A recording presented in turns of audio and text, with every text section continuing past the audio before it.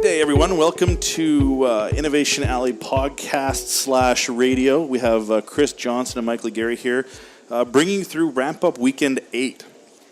We're actually hosting live from the U of M Smart Park Event Cube, and we have literally just over probably about 75 folks involved here, 60 competing for top startup. From we're talking, there's dollars on the line here. Investors coming out to see the pitches Sunday night, and it's all about starting a business in an extremely short period of time. Now, we have Chris Johnson here live with us, who was the founder of Ramp Up Manitoba and really got these kinds of events started in Manitoba. So, Chris, talk about what this kind of weekend is all about and what should people expect from the event?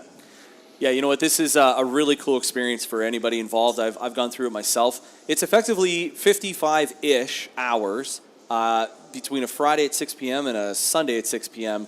of business-making mayhem, if I may. And it's we have teams show up on Friday night. We have individuals show up. And you can have up to 40, 50 ideas pitched, so people show up with or without an idea. So no clue involved, no work involved, I can just show up. Absolutely. I mean, it is, as you know from having attended past, and I've attended past events, it's, you have to show up with something. It better be either an idea or some talent or some capacity to just jump in and hustle. And that usually falls under one of three categories. You'll hear hipster, hacker, hustler, i.e., in certain software apps, that might be like a developer to build the thing, an entrepreneur to go out and sell it and build the business case, and a designer who will sort of build the brand strategy and creatively think in that. And I guess the long story short is it's really hard to do anything by yourself. / no fun. Yeah, so you're getting that team, that capability around you to get this thing launched. Yeah, well, I mean, you know from a number of businesses you're in, it's more fun. You get further faster when you have a good team around you. And you get to do less work too. Yeah, well, right. So there you go. So people show up Friday and they just pitch ideas, and then what happens? We put them all up on the wall. People get little stickies. They go and they vote for their top 3 or 4 ideas, and it's really interesting. You start to see very quickly out of 40 ideas, the top 10, let's say, that get everybody sort of generically votes for. Then the fun starts. They go around and they start recruiting people to join their team. And we typically have, I think 10's a fair average to say 10 people, right, who will join a team, or 10 teams will form. And then they start from Friday night, from that moment, call it 8 o'clock Friday night, all the way through the weekend. They're doing nothing but working on the idea. Is this something that's a big enough pain? Are there enough people suffering it? Will they buy it? If they will, how much will they pay us for it? Can we build a case that makes this something investable, or something that makes us want to start this business Monday for real? That's a lot of questions. Now, I noticed that we have all these mentors who are going around asking those hard questions. So who are these mentors that we have out here getting that shape? Yeah, you're right. You know what? If you're a rookie, even if you're a veteran, there's a lot of questions to answer when you go through an experience like this. I mean, it's effectively idea to business in 55 hours. So we just went through a slew of them. We bring in mentors from everywhere. So we have legal professional people. We have people who built Internet of Things, technology startups. We have developers. Bankers. We even let the bankers in. That's it. No, they're an important part of the business for sure. And specifically for this event, we have longtime partners like Royal Bank, Innovate Manitoba, MTS, which is a big telco here in Manitoba, Futurepreneur, which is a funding organization. So I could go on, World Trade Center, Winnipeg. And long story short is we bring all of these people in, and they have a chance to go around and float around to all of the teams. And that's what we've done for the last 7. This is Ramp Up 8. And once you've done something 7 times, it's time to maybe shake a little. Yeah, so we shook it up a little bit this time. And when I say we, I mean the 15 to 20 person volunteer organizing crew who put this together. So we'll talk about the volunteering thing in a second. But what's really fun is we added alumni team captains this time. So we've got 7 weekends of experienced entrepreneurs who have been through this, and some of which have built viable, large, and scaling companies out of this experience. So we're not just doing this for fun, although it is a whole bunch of fun, and some people just take away the learnings. There's actual businesses here. So each team now has an alumni team captain assigned to it to help answer all those questions and even help them know which questions to answer, which is half the battle. And that's been actually a really neat mix to see here is that you have folks who've gone through this time after time after time, and the quality of questions we've been seeing asked today, and as we get into some of the interviews, are really neat.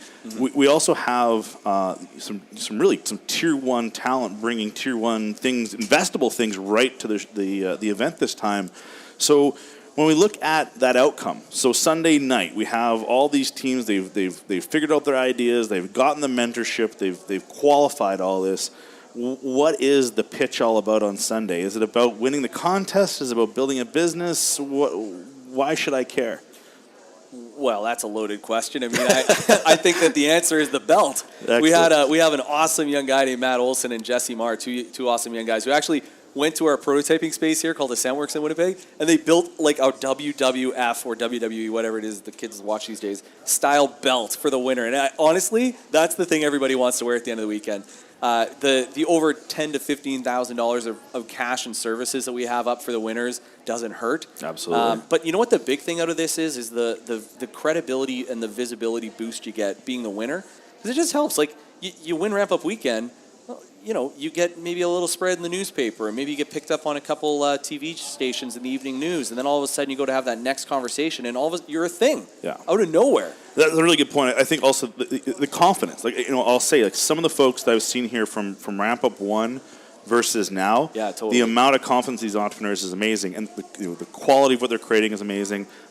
You know, they're doing 8,000 other things, making money on the side, and they're still showing up. Yeah. So there's something really special about this, because like you mentioned the volunteers. So the volunteers, when I look around the room, it seems to be mostly past participants. So talk about the community. Why is this working?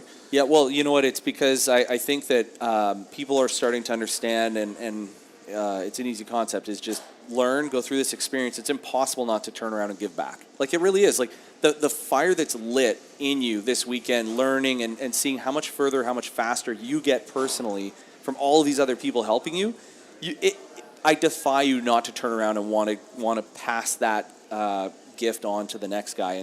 And now going into Ramp Up Weekend 8, which is where we are here this weekend, it is cool to see, because we have a dozen of those alumni team captains, and I'm telling you, we could have had 30 if we needed them. So no, the volunteering is really cool. And the other thing is, there's a special feel here because it's not some corporate run event. I mean, we're literally like yesterday, right? Volunteers are running to Costco, filling up 3 enormous, those big flat carriers full of stuff, juice boxes and chocolate bars. And we're doing that so we can get the food budget down to like $1,500 or whatever, right? So that we sell some sponsorship, we have ticket revenues, awesome.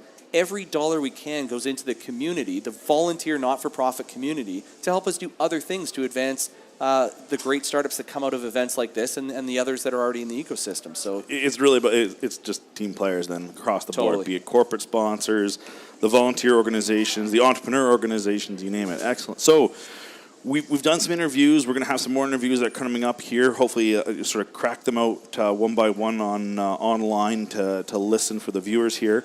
Now, come Sunday night, what do we expect from these teams? How many teams do we have that are going to be pitching?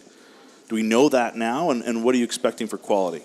Well, you know what? It's going to be interesting. The teams will assemble on Friday night. We'll get a sense out of that. Like I said, it's typically around 10 teams that'll form, but inevitably it could be a dozen that form. And then you have 1 or 2 that explode Friday night because they realize really quickly, Google search, oh yeah, this has been done.